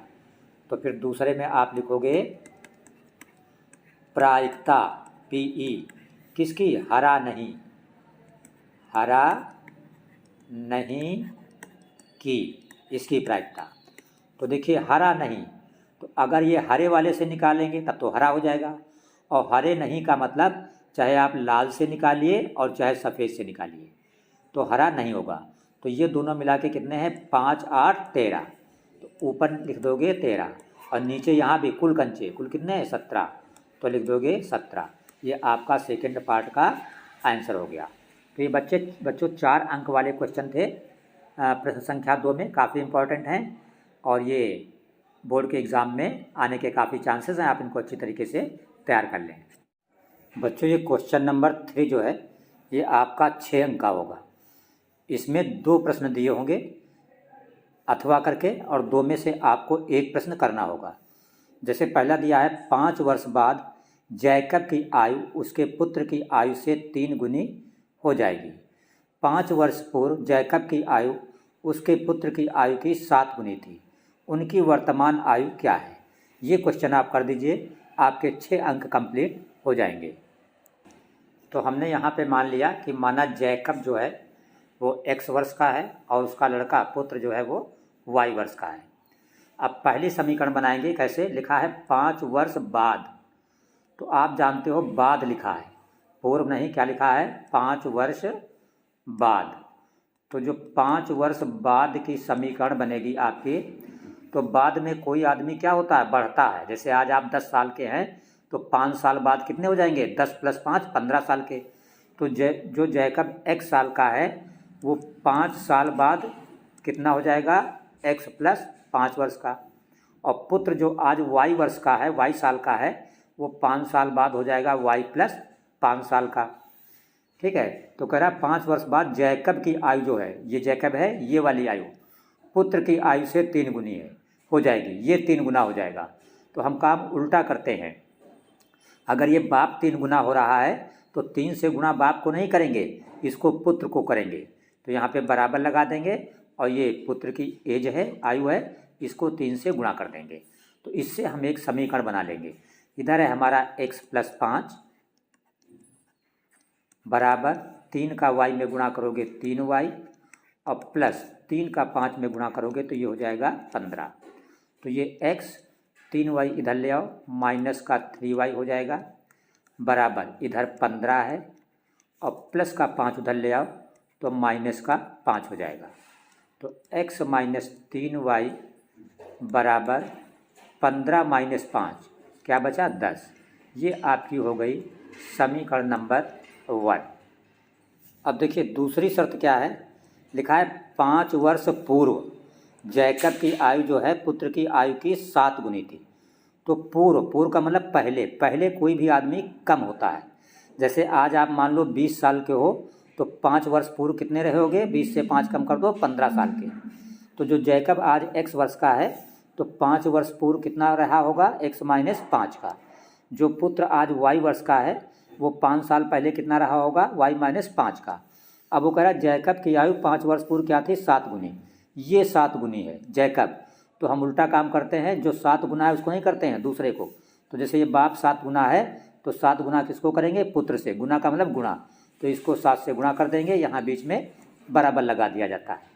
अब इससे एक समीकरण बन जाएगा। इधर x - 5 आपका है बराबर 7 को y से गुणा करोगे 7y हो जाएगा, माइनस 7 का 5 में गुणा करोगे 35 हो जाएगा। तो ये x 7y इधर ले आओ, माइनस का 7y बराबर ये इधर माइनस का 35 है और ये वाला -5 उधर ले जाओ तो ये प्लस का 5 हो जाएगा आपका। तो ये x - 7y बराबर 35 माइनस का है, 5 प्लस का है। तो जब 1 - 1 प्लस होता है तो घट जाता है, तो ये हो जाएगा -30। ये हो जाएगा आपका समीकरण नंबर 2। तो इन दोनों समीकरणों को अब हम हल कर लेंगे और x और y का मान निकल आएगा। x का मतलब जैकब की उम्र और y का मतलब उसके पुत्र की उम्र। तो देखिए यहाँ भी x है, यहाँ भी x है, दोनों प्लस के हैं। तो अगर दोनों को काटना है तो इनको घटा दो तो 1 माइनस हो जाएगा। तो यहाँ पे लाइन हम खींच देंगे ऐसे और लिखेंगे घटाने पर, मतलब दोनों समीकरणों को हम क्या कर रहे हैं? घटा रहे हैं। तो घटाने से क्या होता है? बीजगणित में नीचे वाली लाइन के चिन्ह बदल जाते हैं। तो जैसे ये x प्लस का है तो क्या हो जाएगा? माइनस का। ये 7y माइनस का है तो क्या हो जाएगा? प्लस का। ये 30 माइनस का है तो क्या हो जाएगा? प्लस का। तो प्लस का x माइनस का x, तो प्लस का x माइनस का x ये क्या हो जाएगा? कैंसिल हो जाएगा। अब ये 3y माइनस का है, ये 7y प्लस का है, तो 7 से 3 गया 4, तो यहाँ बचेगा आपका 4y। ये 10 प्लस का है, 30 प्लस का है, 30 10 क्या हो गया 40। तो y बराबर ये 40 और 4 कहाँ आएगा अब बटे में, तो y बराबर 4 से 40 को भाग करोगे कितना आएगा 10। ये y बराबर आपका 10 आ गया। y क्या है जैकब की उम्र, इसका मतलब जैकब हो गया 10 वर्ष का। अब y का मान समीकरण 1 में रख दो तो x का मान निकल आएगा। तो आप लिखोगे ऐसे कि y का मान समीकरण 1 में रखने पर, तो समीकरण 1 में क्या लिखा है x, तो x की जगह पे x लिखो, फिर -3y, -3 इंटू वाई की जगह पर y का मान 10 रख दो, बराबर की जब बराबर 10 की जगह पे 10, तो x माइनस 10 का 30 में गुणा करोगे 10 3 30 और बराबर इधर 10, -30 इधर लाओगे तो +30 हो जाएगा, 30 10 40, तो x बराबर क्या हो गया आपका 40। ये आपका आंसर निकल आया। आंसर में आप लिखोगे x किसकी उम्र थी जैकब की, तो आंसर में लिखोगे कि जो जैकब है, जैकब का मतलब बाप, वो है 40 वर्ष का, और जो उसका पुत्र है, पुत्र को आपने y माना था, y निकला है 10, पुत्र है कितना 10 वर्ष का। तो ये क्वेश्चन आप कंप्लीट कर देंगे इस तरह और आपके 6 अंक पक्के हो जाएंगे। देखिए क्वेश्चन नंबर 4 में भी आपके 2 खंड होंगे और 2 में से आपको सिर्फ 1 खंड करना होगा और इसके भी आपको 6 अंक मिलेंगे। तो जैसे मान लो ये क्वेश्चन आपका लिखा हुआ है कि एक 80 मीटर चौड़ी सड़क, सड़क कितनी मीटर है 80 मीटर, इस तरह ये आपकी 80 मीटर चौड़ी सड़क हो गई।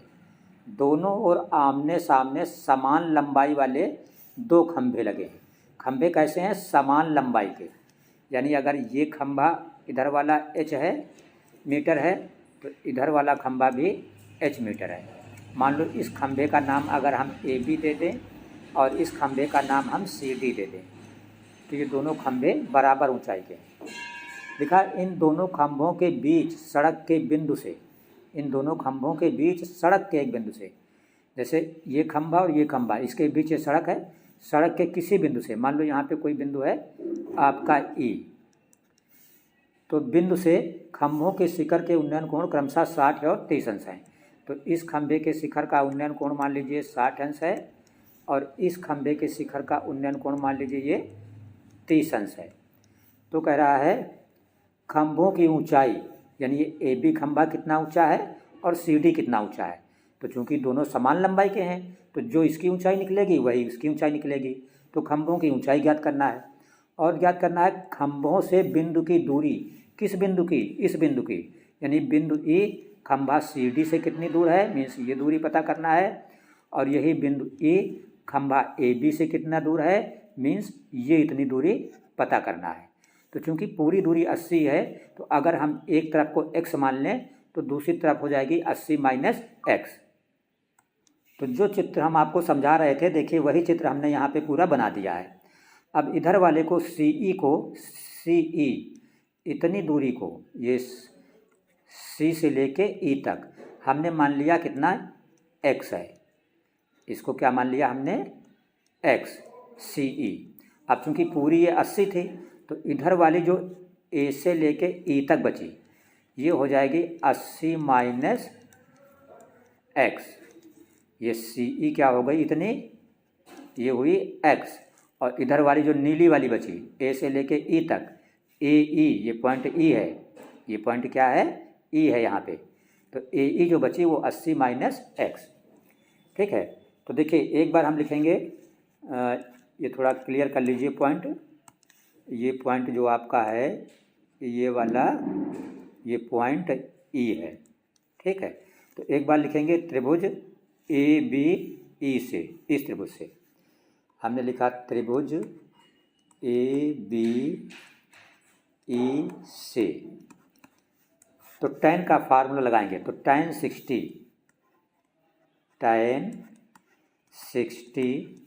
tan थीटा क्या होता है लंब बटे आधार, तो लंब हमारा है h और बटे आधार, ये दूरी कितनी है 80 माइनस एक्स, 80 माइनस एक्स। तो tan 60 का मान कितना होता है √3 बराबर h और नीचे है 80 माइनस एक्स। तो 80 माइनस एक्स का रूट में 3 गुणा कर दो तो इधर क्या बचा h बचा। इसका मतलब h बराबर हो गया 80 माइनस एक्स इंटू √3। इसको समीकरण नंबर 1 मान लो। इस त्रिभुज से हमने h का मान निकाल लिया। अब ठीक इसी तरह इस त्रिभुज से भी हम h का मान निकालेंगे। इस त्रिभुज के क्या बोलेंगे, त्रिभुज CDE। तो हम लिखेंगे त्रिभुज CDE से। अब यहाँ पे क्या लिखोगे, कोण 30 अंश, तो tan 30 अंश। अब इस कोण के लंब बटे आधार, तो लंब क्या है CD, CD का मतलब h बटे आधार, आधार CE और CE कितना है x, तो यहाँ पे x लिख दोगे। अब tan 30 कितना होता है 1 बटे √3, 1 बटे √3। इधर क्या है बराबर h बटे x, तो तिरछा गुणा कर दो, h √3 हो जाएगा और x का 1 में गुणा तिरछा होगा तो x, तो यहाँ से h बराबर बना x और √3 कहाँ जाएगा इधर बटे में। तो दूसरे त्रिभुज से, इस वाले त्रिभुज से h की ये वैल्यू निकल आई। इसको समीकरण नंबर हम 2 बोल देंगे। तो देखिए ये समीकरण नंबर 1 में ये भी h की वैल्यू है और समीकरण नंबर 2 में ये भी h की वैल्यू है। तो जब ये दोनों h की वैल्यू हैं तो दोनों एक दूसरे की क्या होंगी, बराबर होंगी। इसका मतलब हम कह सकते हैं कि x बटे √3 जो है ये बराबर है 80 माइनस एक्स इंटू √3 के।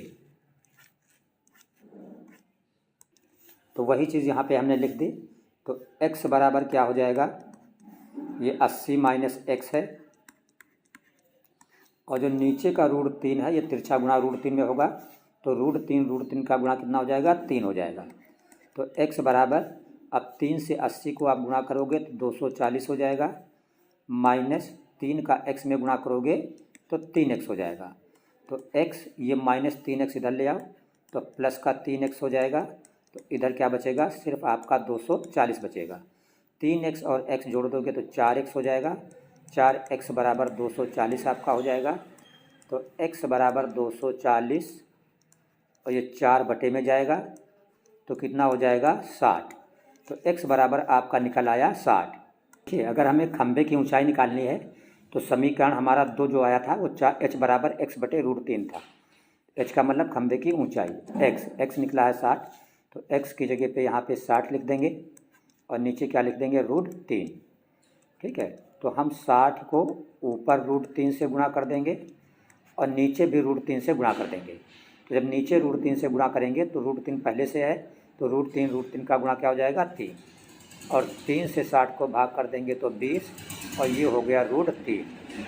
तो आप आंसर लिख देंगे कि खंभे की ऊंचाई, खंभों, क्योंकि दोनों खंभे बराबर हैं, खंभों की ऊंचाई बराबर 20 √3 मीटर। ये आपका हो गया पहला आंसर। फिर वो पूछ रहा था कि बिंदु खंभों से कितना दूर है। तो यहाँ पे अगर आप देखें तो ये CD जो है इस बिंदु से x मीटर दूर है और x आपका निकला है 60। इसका मतलब खंभा CD जो है वो बिंदु E से 60 मीटर दूर है। तो आप लिखेंगे खंभा CD जो है, खंभा CD ये जो है ये बिंदु E से 60 मीटर दूर। ठीक, अब देखिए जब CD खंभा ये 60 मीटर दूर, तो पूरी तो 80 है, तो 80 से ये 60 निकल गई, तो इधर की कितनी बची 20। इसका मतलब AB खंभा जो है बिंदु E से 20 मीटर दूर है। तो आप लिख दोगे कि AB खंभा जो है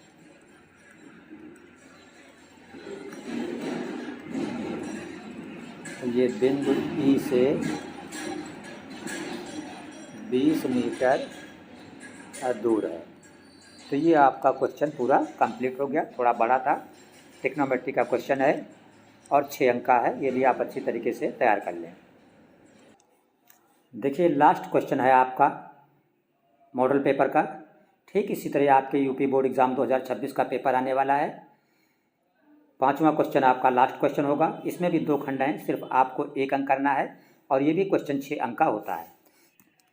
बच्चों जो क्वेश्चन नंबर 5 आपका है, इसमें जो लिखा है ऊंचाई 2.4 मीटर और व्यास 1.4 सेंटीमीटर वाले एक ठोस बेलन में, तो जो ये मीटर लिखा है ये गलत छप गया है। कभी कभी बोर्ड के पेपर में भी गलती हो जाती है। अगर ये सवाल आए आप रूम में अपने टीचर से बात करना। ये 2.4 मीटर नहीं है, ये 2.4 सेंटीमीटर है। इसको मीटर मान के लगाओगे आंसर कभी भी सही नहीं निकलेगा। ठीक, तो ऊंचाई 2.4 सेंटीमीटर और व्यास 1.4 सेंटीमीटर वाले एक ठोस बेलन में, ये सवाल कुछ इस तरीके का है। ये आपका बेलन है, ठीक है। इस तरह आप बेलन बनाते हैं। बेलन के दोनों सिरे वृत्ताकार होते हैं। अब ऊंचाई, ये इसका केंद्र है और ये केंद्र है, तो ये जो ऊंचाई है ये आपकी है 2.4 सेंटीमीटर। कहाँ तक? यहाँ से लेके यहाँ तक। और व्यास 1.4 है, तो जो त्रिज्या होती है वो व्यास की आधी, तो 1.4 का जो आधा करोगे तो 0.7 हो जाएगा। इसका मतलब यहाँ से लेके यहाँ तक जो त्रिज्या है ये है 0.7 सेंटीमीटर।